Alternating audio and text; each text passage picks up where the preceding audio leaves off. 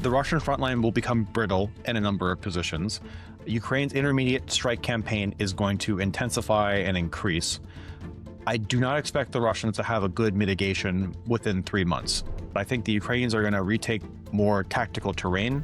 That is to say, the map is going to improve for the Ukrainians slightly, not a major change in massive Ukrainian gains. And I think Putin is going to have to rely on compulsory mobilization of certain sections of the population. Welcome to Independence Avenue Media. I'm Kirill Zagotsky. Ukraine is successful in reversing the tide of the war against Russia in its favor, not least by using drones and intermediate range strikes, all of which can signal the start of a new phase of the war in Ukraine. This is the assessment by the Institute for Study of War in its latest special reports. And I'm joined today by its author, George Barros, the Director of Innovation and Open Source Tradecraft at the Institute for Study of War here in Washington. George, many thanks for joining us today. Of course. Well, thank you for having me, Kirill. Where are we now in the war? How is Ukraine trying to change its character? What do you think? So we are arguing that we have entered a new phase of the war. And if you look at commentary from a lot of spectators, analysts across the years, this is a phrase that's thrown around quite a bit. But here at ISW, we've been very conservative with actually making these calls. As far as we're concerned in our historiography of the war, we've been in the same phase from about 2023 until present. And this has been characterized previously by positional warfare. That is, neither side is able to conduct operational level maneuvers. Neither side have been able to effectively employ tanks or armored personnel carriers for tactical mechanized maneuver. And the lines have barely changed. And you can see this on the map. If you look at a map for 2023 compared to a map from 2025 or 2026, it's only changed in very minor ways. It's barely appreciable. This pattern is starting to change. Starting in late 2025, the Ukrainians began, in our assessment, setting the conditions to actually change the positional nature of the war and get mechanized equipment back into the fight in meaningful ways. There was a very interesting moment in March of 26 when I noticed that there were some Ukrainian mechanized vehicles that were operating in Dnipropetrovsk Oblast that were 19 kilometers behind previously assessed Russian positions. And I was looking at that footage and it made me think immediately, where are the Russian drones? Why are the Russian drones not destroying this tank? Because to get a vehicle that close to the front lines was categorically impossible 12 months ago. And so that led us to the study, which we published, and we could talk more in depth about. But essentially, Ukrainians are getting better operational level planning. They're shaping the battlefield better. They are achieving tactical drone supremacy. That is, Ukrainians get to fly their drones while the Russians have a degraded drone defense. And the Ukrainians are experimenting with ways to get vehicles back into the battlefield. So you say in the report, and you just mentioned, that combat in Ukraine will likely become less positional and feature more this tactical maneuvers. So could you expand more on that, what this means? Absolutely. That's our forecast. And perhaps we'll be wrong. We can maybe speak in a few months and we can reassess. But the last several years of the war has been defined by the growth of what we call the kill zone. This is a very common term. And essentially this is an area where there is an elevated risk because there's a saturation of both Russian and Ukrainian strike drones, which essentially very ruthlessly reconnoiter and strike each other's forces. And this has forced a dispersion of the battlefield where essentially the name of the game is survival. And survival comes in the main mode of presenting yourself as a small target, not bringing in any large obvious targets, and trying to essentially survive this very aggressive drone reconnaissance and strike system. What we're seeing now with the reintroduction by tactical maneuver is that we are seeing that the Ukrainians are experimenting with trying to get vehicles, large targets that normally are not survivable in the kill zone conditions, back into the fight in a meaningful kind of way. And they've done that in part by degrading Russia's drone capabilities. The Ukrainians since late 2025 have been undertaking a campaign to identify and kill and destroy Russian drone launch positions and Russian drone command positions. Having drones does not simply mean you have a capability to have drones. It actually requires pilots, and having skilled pilots is actually quite a limiting factor. So if you eliminate the pilots, eliminate the control positions, you eliminate the ability to effectively use drones in a particular sector of the line. And then what we've been also seeing are Ukrainian strikes against Russian logistics. This has really picked up substantially in May of 2026. But the Ukrainians are conducting a campaign to systemically degrade Russian logistics, both the trucks that go on the Rostov Mariupol highway, but also trains, because the Russians move their material via trains and trucks. And the net effect of this is essentially the Russian troops are getting hollowed out. Resupply and rotation is very difficult. And then the Russian drone capabilities are also degraded, which enables the Ukrainians to be smart and essentially achieve a drone dominance where in a small, maybe 20-kilometer area of the front line, the Ukrainians can use their drones, but the Russians do not. And this is how the Ukrainians are getting these vehicles back into the fight. So let's pick it one by one. So mechanized maneuver drones, and then the strikes against logistics. So on mechanized maneuvers, so when you say that Ukraine is able to bring those vehicles, further than before, what can those vehicles achieve? So they provide armored heavy fire support for infantry. So the Ukrainians are using them in a combined arms manner, where an armored personnel carrier will taxi and carry infantry up into the kill zone and towards an enemy position, enabling the infantry on the inside to ideally safely dismount, get out, and then go into assault or clear a position that's in a contested area. For heavier vehicles like tanks, they're used to physically destroy Russian strongpoints. So you might have like a blindage or a trench or a field fortification where you might have a Russian strongpoint. And then what the tank will do is the tank will pull up with its heavy smoothbore gun, and it will physically suppress and destroy that position, enabling the infantry then to go out and secure and clear the position. And that's what the HASC would do, and that's why it's significant. Now, it's notable that in the past, getting a vehicle of that size, given its large profile and slow speed, relatively slow speed, made it a very big target for drones. So the reintroduction of these vehicles is quite a significant inflection. And obviously, Ukraine used drones to change the whole battlefield, but then Russians used the drones too. So you are now talking about how Ukraine achieved the drone supremacy. So can you talk a bit more in detail how they were able to do that, to prevail in the war of drones along the front line? A big part of that is destroying Russian electronic warfare systems. So one of the biggest threats for drones is the electronic warfare, which denies the ability to control them at depth. And so the Ukrainians have been destroying a tremendous number of Russian electronic warfare systems, which enable the Ukrainian drones to fly where the Russians don't want them to. The other part of this is destroying and identifying Russian drone launch positions and drone control points.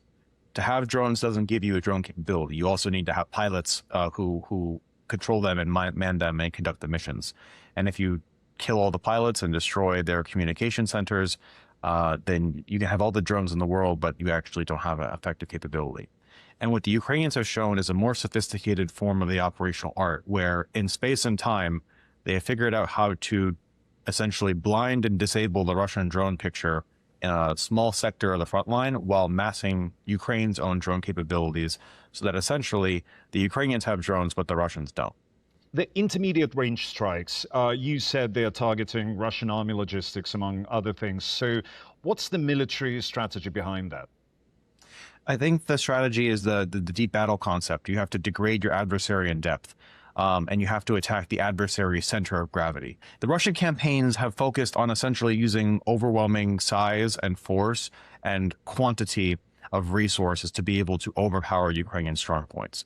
I would note that the Russians essentially advance through these small infiltration teams of 1 to 3 people, but there's very many of them. We're not really seeing the Russians try to use battalions or brigades or units for maneuver warfare, the likes of which the Red Army did in World War II, but rather it's we're going to overcome you with a sheer mass of manpower. Now, that model depends on there being a very fine-tuned logistical backbone to actually push the men, the materiel, the food, the ammunition, the lubricants, all of those things from Russia and the deep operational rear to the tactical front so they can continue pushing forward. And so we call this in military science a critical vulnerability or a center of gravity. And I think the theory of the case is that if you can destroy all of the major logistical hubs, the warehouses, the depots that facilitate the quantitative advantage that the Russians rely on, then the Russian mode of waging this land war begins to break down. And how are Russians responding? Are they in danger of losing this logistical route to Crimea or to some parts of Donbass? At this point, I think it's a little too early to tell, but there is a major problem there. The Russians they're employing mitigations as we speak. So they are deploying infantry to try to provide tactical air support and air defenses to the highway. So it's infantrymen with automatic rifles that will see a drone and try to shoot it with mixed effects. The Russians are also discussing camouflaging their vehicles. They have painted a number of their trucks in these razzle-dazzle sort of zebra-like patterns. And the mission of theirs, I believe, to try to confuse the drones and have the drones misidentify the trucks because of the camouflage pattern. There's also been some purported leaked Russian Ministry of Defense documents that we're not able to verify, but discuss the potentiality of disguising military trucks as civilian vehicles so that the drones ostensibly also don't target those either. So they're trying to work mitigations. Too early to see whether or not the supply lines to Crimea will be severed, but it's under severe threat right now. Your data shows that Ukraine recaptured more territory than it lost to Russian forces in May for the second straight month. And this is the first time it's been happening since 2023, as you mentioned, since that stalemate in Ukraine has been largely achieved. So this is changing. How significant is that? And is that a sustainable trend? Yeah, it's very significant. The war in Ukraine is not a stalemate. It is competitive, and the Russian rate of advance is going down significantly. We are arguing that essentially Ukraine has, through sheer innovation and tenacity, achieved a temporary upper hand in the war that Ukraine's international allies should lean into to exploit, to try to have the Russians reconsider their demands for ending the war, which they have not been willing to compromise on. And so this is quite a significant trend. Now, is it sustainable? We argue that this is temporary. I think it's very optimistic to argue that Ukraine's current upper hand will exist forever, because the history of this war... George, why do you think it's temporary? The history of this war has been of an aggressive offense-defense war and a offense-defense innovation cycle. And it's been the pattern that essentially when one side achieves a decisive advantage in some area of military affairs, they exploit it for a limited time, but then the other side, naturally, they develop countermeasures, they innovate, they discover vulnerabilities that they exploit, and then the initial advantage is degraded. A perfect example has to do with the introduction of HIMARS from the United States back in summer of 2022. When the Ukrainians first received the HIMARS, they used them to great operational effect to degrade Russian logistics and command and control in depth by conducting these long-range artillery strikes with the rocket artillery. And the efficacy of those systems, however, decreased because the Russians began pushing their headquarters and their depots further into the rear, out of the range of HIMARS. And the Russians also developed electronic warfare jamming technologies to reduce the accuracy and the efficacy of a HIMARS missile. So now, in current year, HIMARS are still important. They're still used. They're not obsolete. But if, say, it only took one rocket to achieve a very effective hit back in 2022, maybe now it will take 4 or 5 rockets to have the same effect, because many of them will miss due to jamming. And one other significant part of this war, long-range strikes against targets deep into Russia, they have been stepped up by Ukrainians, and we've seen plumes of smoke rising this week over St. Petersburg, where Putin is holding his Russian Davos, which is very symbolic, of course. How successful are those strikes in changing the course of this war or Putin's approach to this war? I think they're important as a supporting effort. I don't think that the strikes themselves will change the war, but they're important. They degrade the Russian Federation's ability to do exporting for its hydrocarbon fuels, which is a major source of income for the Russian Federation. And some of these strikes also target important military objects in Russia beyond the economic assets. For example, just last week, Ukrainian forces managed to destroy an Iskander launcher that was operating in Russia, which is important because one less Iskander launcher is one less ballistic missile that they can launch at Ukraine with these devastating strikes. The Ukrainians also strike factories in Russia that support the war industry and the Russian defense industrial base. So this is all important for, on the margins, degrading the Russian Federation's ability to sustain the war and prosecute the war. That said, they're not decisive. I think Putin, both Putin and Kyiv, are somewhat seduced by the concept of decisive long-range strategic bombing being what can potentially change the course of a war. But we know from military history and literature that strategic bombing can have effects and can support the end of a war, but oftentimes are insufficient for crippling a nation's will to continue fighting. And so finally, when we look at current trends on the front line, if you were to project how things may develop in the next 3 months, how things will look like or may look like in late summer, early fall? I think the Russian front line will become brittle in a number of positions. Ukraine's intermediate strike campaign is going to intensify and increase. I do not expect the Russians to have a good mitigation within 3 months. I expect they'll have a mitigation within about 6 months. Maybe I'm being optimistic. We shall see. But I think the Ukrainians are going to retake more tactical terrain. That is to say, the map is going to improve for the Ukrainians slightly, not a major change in massive Ukrainian gains. And I think we'll probably get closer to a position where the Russians will be closer to considering more different forms of force generation. The current Russian form of force generation by paying volunteers to go fight in Ukraine is hitting diminishing returns. It has been for a long time. The casualty rate is outpacing the recruitment rate. And I think Putin is going to have to rely on compulsory mobilization of certain sections of the population. I'm not talking about like a September 2022 style mobilization, but rather perhaps mobilization of reservists, mobilization of students who have studied in military academies like Военные кафедры or училище, that sort of thing, and perhaps mobilization of employees of state-owned enterprises.